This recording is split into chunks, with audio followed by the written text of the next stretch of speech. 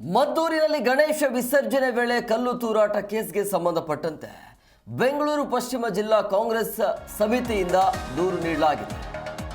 ಹೈಗ್ರೌಂಡ್ ಠಾಣೆಗೆ ದೂರನ್ನು ನೀಡಿರುವಂಥದ್ದು ಕುಶಾಲ್ ಹರುವೇಗೌಡ ಸರ್ಕಾರದ ಮೇಲೆ ಎತ್ತಿ ಕಟ್ಟುವಂತ ಕೆಲಸ ಮಾಡ್ತಿದ್ದಾರೆ, ಶಾಂತಿ ಕದಡುವವರ ವಿರುದ್ಧ ರಾಜ್ಯವನ್ನ ಕಾಪಾಡಬೇಕು ಅಂತ ಹೈಗ್ರೌಂಡ್ ಠಾಣೆಗೆ ದೂರನ್ನು ನೀಡಿದ್ದಾರೆ ಕಾಂಗ್ರೆಸ್ ಮುಖಂಡ. ಅಂದರೆ ಪ್ಲಾನ್ ಮಾಡಿಕೊಂಡೇ ಮಾಡಿರುವಂಥದ್ದು, ಅಂಥವರ ವಿರುದ್ಧ ಕ್ರಮ ಆಗಬೇಕು ಅಂಥೇಳಿ.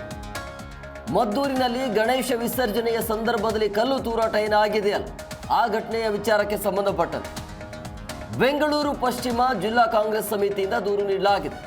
ಹೈಗ್ರೌಂಡ್ ಠಾಣೆಗೆ ದೂರನ್ನು ಕೊಟ್ಟಿರುವಂಥದ್ದು ಕುಶಾಲ್ ಹರುವೇಗೌಡ ಅಂಥೇಳಿ.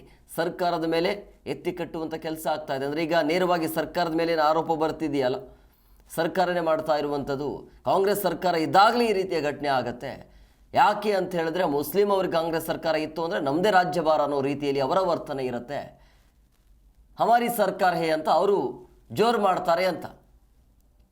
ಧರ್ಮಸ್ಥಳದ ವಿರುದ್ಧ ನಡೀತಾ ಇರುವಂಥ ಪಿತೂರಿ ನೋಡಿದಾಗ, ಷಡ್ಯಂತ್ರ ನೋಡಿದಾಗ, ದಸರಾ ಉದ್ಘಾಟನೆಗೆ ತೆಗೆದುಕೊಂಡಿರುವಂಥ ನಿರ್ಧಾರ ಇದೆಯಲ್ಲ, ಬಾನು ಮುಸ್ತಾಕ್ ಅವರ ನಿರ್ಧಾರ ನೋಡಿದಾಗ ಈ ರೀತಿಯ ಪ್ರಶ್ನೆಗಳು ಬರೋದು ಸಹಜ. ಸೊ ಈ ವಿಚಾರಕ್ಕೆ ಸಂಬಂಧಪಟ್ಟಂತೆ ಈಗ ಕುಶಾಲ್ ಹರುವೇಗೌಡ ಅಂಥೇಳಿ ಸರ್ಕಾರದ ಮೇಲೆ ಎತ್ತಿ ಕಟ್ಟುವಂಥ ಕೆಲಸ ಆಗ್ತಾ ಇದೆ. ಶಾಂತಿ ಕದಡುವವರ ವಿರುದ್ಧ ಕ್ರಮ ಆಗಬೇಕು, ರಾಜ್ಯವನ್ನು ಕಾಪಾಡಬೇಕು ಅಂಥೇಳಿ ಹೈಗ್ರೌಂಡ್ ಠಾಣೆಗೆ ದೂರನ್ನು ಕೊಟ್ಟಿದ್ದಾರೆ. ಘಟನೆ ಬಳಿಕ ಒಂದು ಧರ್ಮದ ವಿರುದ್ಧ ಘೋಷಣೆ ಕೂಗಿ ಗಲಭೆಗೆ ಪ್ರಚೋದನೆ ನೀಡಿದ್ದಾರೆ ಅನ್ನುವಂಥ ಆರೋಪ. ಘರ್ಷಣೆ ಬಳಿಕ ಆರೋಪಿಗಳನ್ನ ಪೊಲೀಸರು ಬಂಧಿಸಿದ್ದಾರೆ. ಸೆಕ್ಷನ್ 144 ಸೆಕ್ಷನ್ ಜಾರಿ ಇದ್ದರೂ ಕೂಡ ಬಿಜೆಪಿ ನಾಯಕರು ಆ ಘಟನಾ ಸ್ಥಳಕ್ಕೆ ಯಾಕೆ ಭೇಟಿ ಕೊಟ್ಟಿದ್ರು ಅನ್ನುವಂಥ ಪ್ರಶ್ನೆ. ಓರ್ವ ಮಹಿಳೆ ಪ್ರಚೋದನೆಗೆ ಒಳಗಾಗಿ ಅನ್ಯ ಕೋಮಿನವರಿಗೆ ಕೆಟ್ಟ ಶಬ್ದವನ್ನು ಬಳಸಿ ನಿಂದಿಸಿದ್ದಾಳೆ. ಎಸ್, ಆ ಮಹಿಳೆಯನ್ನು ನೀವು ನೋಡ್ತಾ ಇದ್ರಲ್ಲ, ಪೊಲೀಸ್ ಲಾಠಿ ಚಾರ್ಜ್ ಏನಾಗಿದೆಯಲ್ಲ, ಆ ಮಹಿಳೆಗೆ ಪೊಲೀಸರು ಲಾಠಿ ಚಾರ್ಜ್ ಮಾಡಿದ್ರು ಆ ಮಹಿಳೆಯ ಮೇಲೆ.